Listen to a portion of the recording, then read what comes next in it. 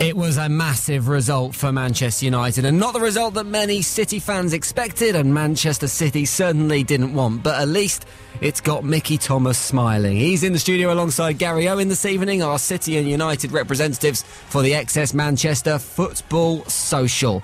In terms of the league position and how the season's going to pan out, it really doesn't make much difference at all. It's insignificant in terms of the lead that City have on the league, but from a fan point of view, it meant so much more than that. And I want your views on the derby this weekend. 0345 111 7625 is the number, and 87711 is the text number. Let us know how you are feeling on this Monday morning, a good 48 hours after the end of one of the most exciting Manchester derbies I think certainly I've ever witnessed. As I said, Gio and Mickey T in the studio. Evening, boys. Hi, Jimbo. Evening, Jimbo. Gio. Let me go to you first, Mickey. You're going to be in the better mood for this one. I mean, it was a nice little bonus, that, wasn't it, for Manchester United? I think the whole world expected City to win. Yeah, it's just stopped them for a week, because they are going to win the league, no question. They deserve to win the league as well. They have been the best side by far.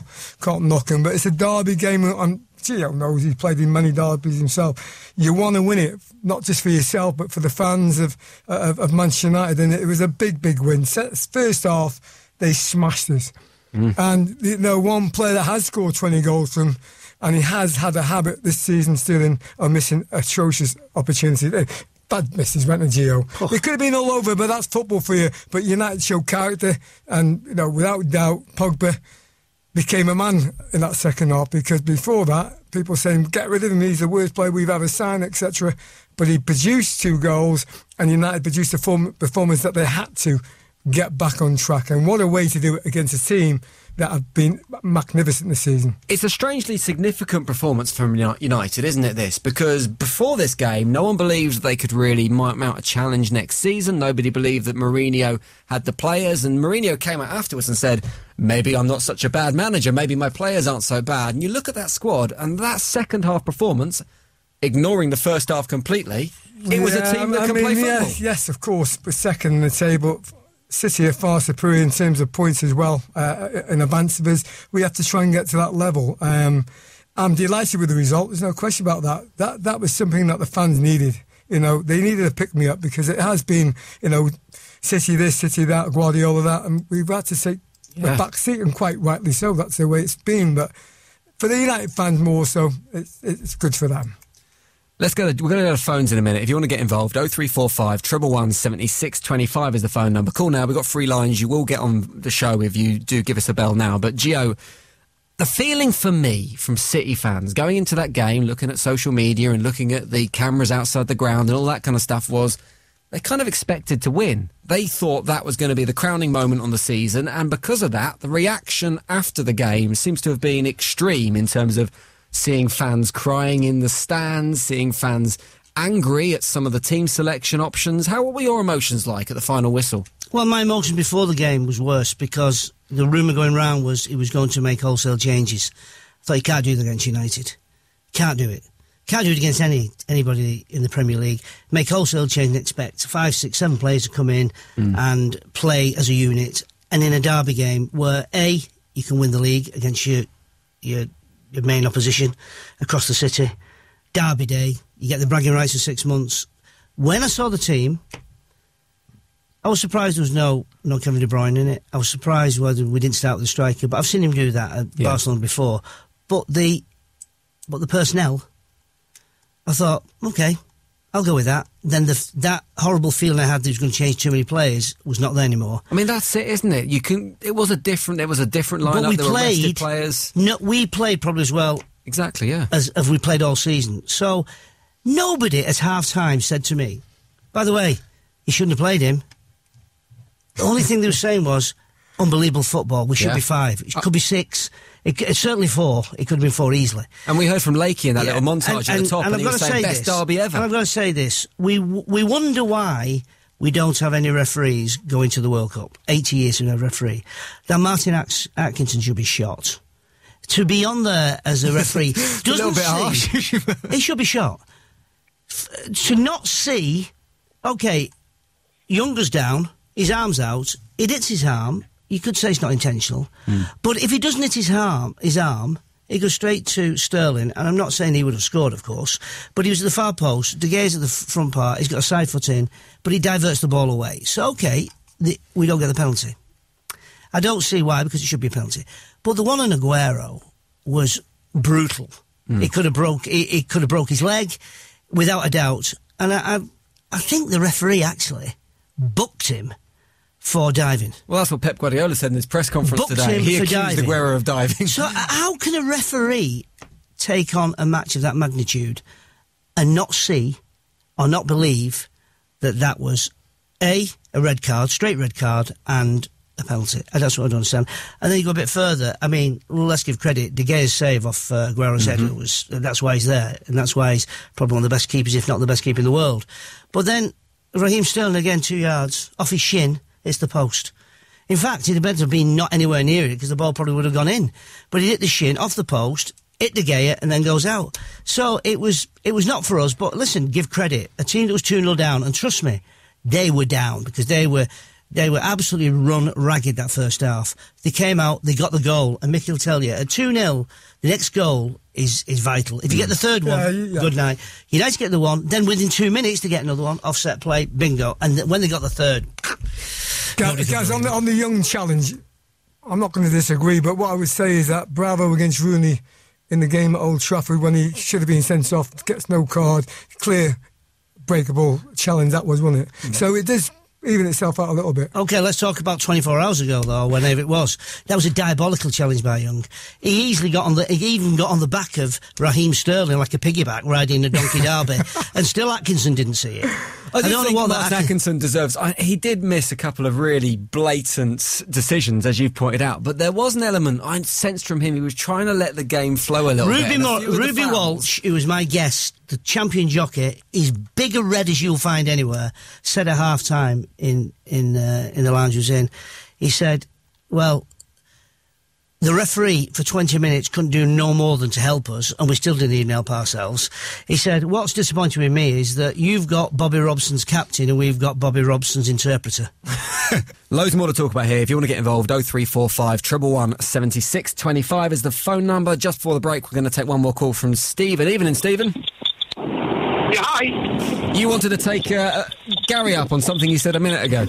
Yeah, that's right. I mean, saying about Martin Atkinson should be shot. Why? Well, not literally shot with a gun. In the biblical sense, of course. Why? Did you think that he refereed that game well? Well, I thought he refereed it to the best of his ability, yeah. Oh, so is he blind now? I didn't realise being blind and was part of the deal. Well, of course it is. It helps for a referee to be able to see things on the pitch, and if he doesn't see it, aren't the assistants there supposed to help? So you telling me that none of the officials saw the challenge by Young on Aguero inside the box? My belief, I think, is that he actually booked Aguero for diving. Well, I'm not sure about that, to be honest. No, of course you're not sure, because he didn't dive. He nearly had his leg broke. Well, that's debatable. I'm sorry, listen. I know you're a red, and I understand all that stuff, but surely, as a red, you can see what's right and wrong, surely. 100%, it was probably a penalty. But at the end of the day, football's about opinion, isn't it? Oh, sorry. Go on, Mickey, take over. Well, I mean... I have no idea what he's over. Yeah, I mean, you know, talking absolute for you. I mean, the referee, whether he favours United or not, I mean, you know, the challenge from Young on Aguero, that was in the middle of the park, that is a foul, that's a free kick. It's in the box, It should be a penalty. It's not. It helps us. 100%. But we've had decisions go against us, you know, so, you know, you have to get on with it, I suppose. Yeah, but hang on a minute. That's a leg break that he did. Yeah, well, Bravo did it as well. Is what? What I remember is, Gary, yes, what I remember is, City, by hook or by crook, have managed to get themselves to the top of the league and can afford to get beat. By hook or by crook? You know, only United supporter can say that, because you don't know anything about football, you only know about your own team. And even those, if I asked you play in 2 weeks, you probably couldn't tell me, could you? Tottenham Hotspur, Wembley, 5:15. Oh, right. In the league? Well, we don't play in the league because we're in the FA Cup semi-final. All right. Who'd you play in 2 games' time? West Brom on Saturday, and then Tottenham a week after. All right, we're still in the FA Cup, are we? Lovely. Stephen, I'm really pleased you got that right. Well done, mate. Still not really playing the league. And cheers for coming on. Really appreciate that. Thank you for your call. If you want to get involved, 0345 111 76. I've never heard as much bull in all my life. Phone number. And 87711 is the text number. I'll tell you what else I want to talk about. There's loads more on my list to talk about from the derby, but particularly the Herrera spit that seems to have caused a bit of a storm post-match. Did Herrera spit on Man City's club badge? Did he mean it? And if he did mean it, or even if he didn't, does it deserve further investigation? I want to talk about Ander Herrera briefly and a spit storm that has emerged in the last 24 hours as footage appeared of Herrera leaving the pitch at the end of the game and spitting onto the Man City club crest that sits just in front of the tunnel at the Etihad Stadium. Was it deliberate? Did he mean it? Is it an offensive gesture? Should there be further action? Your views, 0345 111 7625 is the number, 87711 is the text number. Gio, this is your club crest. What do you make of it when you saw that footage? Yeah, but there's no rule that says you can't spit. That's a certain... No. Unless you spit at somebody. No, you can't spit on people, whether you can't spit on children. Or you do it out your nose, whatever it is to clear your passages, there's no rule about that. But there's plenty of places you can spit. But if he's saying that he didn't do it deliberately, then it's up to... Do you believe him? Do you believe that wasn't deliberate? Do you think he... Well, it's a bit convenient. Well, I don't like his character to start off with, because he's always somebody that is always trying to say something. It's always about City, whether they're celebrating, whether he goes on social media. It's always City. Perhaps if he concentrated more on his own team, he might play more for United. But now, whether he meant it or not, I don't know. Only he will do that. But it shows him spitting on the badge. But he will say he didn't mean to do it, so maybe he didn't mean to do it, so you have to believe him, don't you? The FA have said they won't investigate unless there is a accusation or a complaint made. City have said they believe... City won't complain. Well, they've said they believe it was deliberate, but they won't make a claim. No, the City won't complain. So should any action be taken? No. Should the club do anything? Should United do anything? No, only he, where he says that he respects every club badge, no matter who the team is. He respects them all.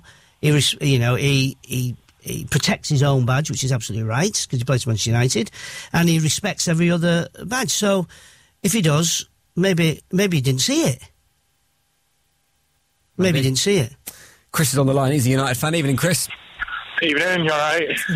What do you make of this, Chris? I mean, you're a United fan. You're going to defend your man, aren't you? You're going to tell me there's nothing in it. Well, it's a bit of storming, like it's like one of those midget teacup type things. You know, it's nothing really, let's be fair. In the grand scheme of things, there's much more controversies that have come out of the game. You know, Pep calling out Pogba, all sorts of stuff like that. This it's nothing really. However, I do think that it could have incited all sorts if, you know, there were City players around him when he did it. If they'd have thought at the time it was deliberate, you know, as the club have said it is, you know, Sane was right next to him. If he'd have thought it was deliberate, he's got the City crest tattooed on his back, for God's sake. He'd have ended up doing something. You know, if he wanted to, considering everything, you know, over the last year or so where they've been uniting, they've done obviously everything with the We Love Manchester and whatever. They had the game which celebrated being one Manchester.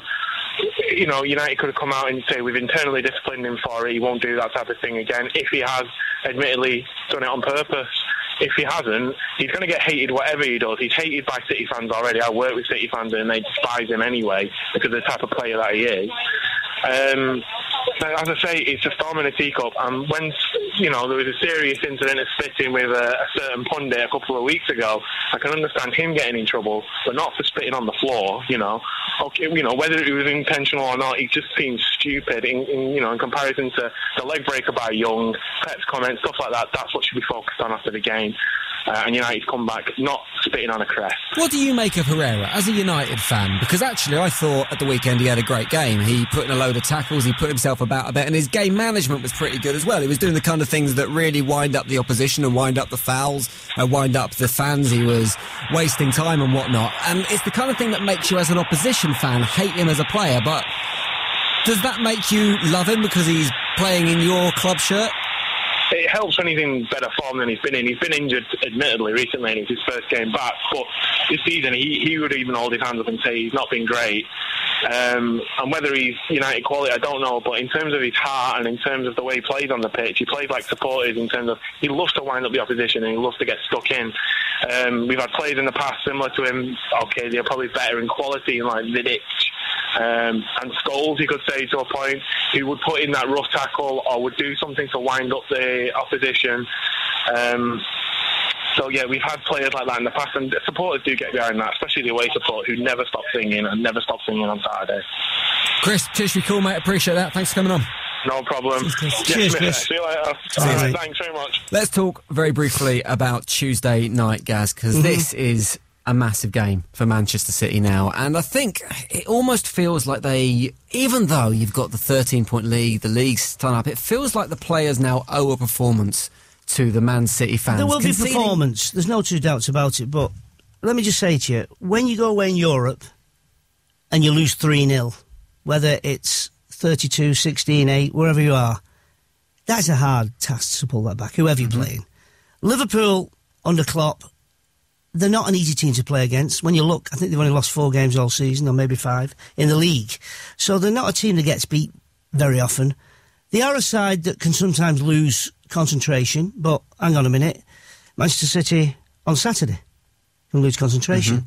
So we're going to have to be at our best. They're going to have an off day, but the key is the first goal. If they score, good night, Vienna, and you might as well just sit there, get 90 minutes out of the way and go home. We lost it, if we have lost it, at Anfield. Now, you get the first goal, puts a little bit of doubt, like I've said, on Saturday when United got that first goal, puts a bit of doubt in your mind. Then, that pass that you play automatically don't come because you think more of it. If City was to get a second one, then the tie is open. With Liverpool still only needing 1 goal, remember? City need 5. So then City's mentality have to change a little bit because they can't let them in at the back. They've still got to get another one without letting them in at the back. So it's going to be very interesting how this game's played out. And even if it's 0-0 at full time, at half time, as United showed, as Sevilla did against Liverpool when there's away 3-0 down, got back to 3-3.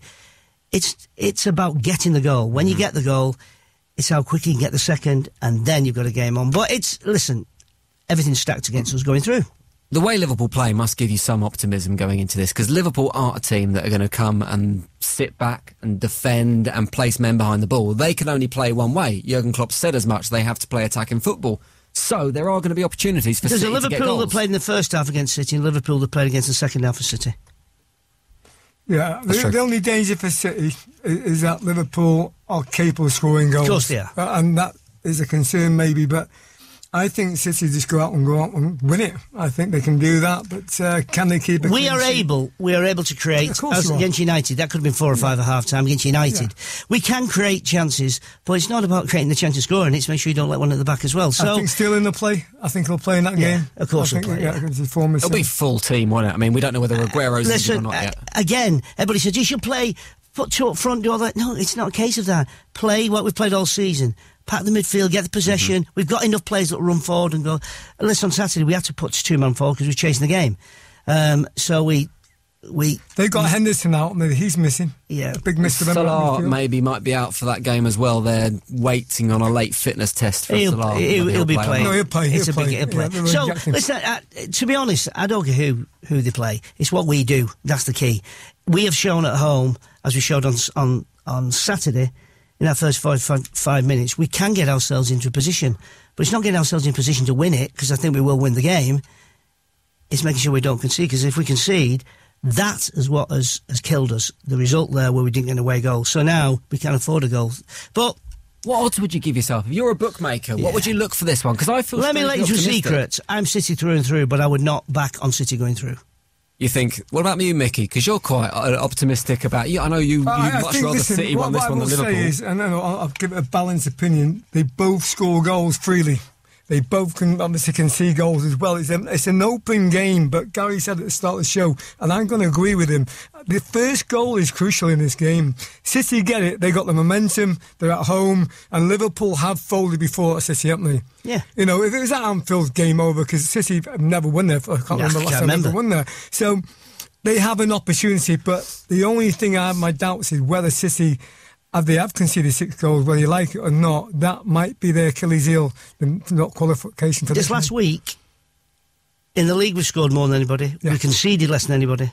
And in the last 2 games, we've had 2-3 goals scored against us. So it's not as though we've been all season conceding goals. But those 6 goals and 6 goals conceded across 2 games, that's got to play on players' minds, hasn't it, going into the game? Listen, I don't think so. Against a free-scoring Liverpool? Listen, I don't think so, because what's gone, you can't do anything about it. I think the main... In my mind, I don't know about Mickey, in my mind would be, we have to win this game. So first of all, let's get in front, and then let's see how many we can get in front. I've been in games... Have you got a reason why they concede the goals, seriously? Well... Listen, okay, everybody can say, oh yeah, excuse, but it was proved quite categorically he was half a yard offside for the first goal. The second goal, you can't do anything about it. I can't remember the third goal. I'd lost interest by then. But then they got the third goal. So, but, you know, we have conceded in the last 2 games when really we should have been out of sight against United and then we conceded.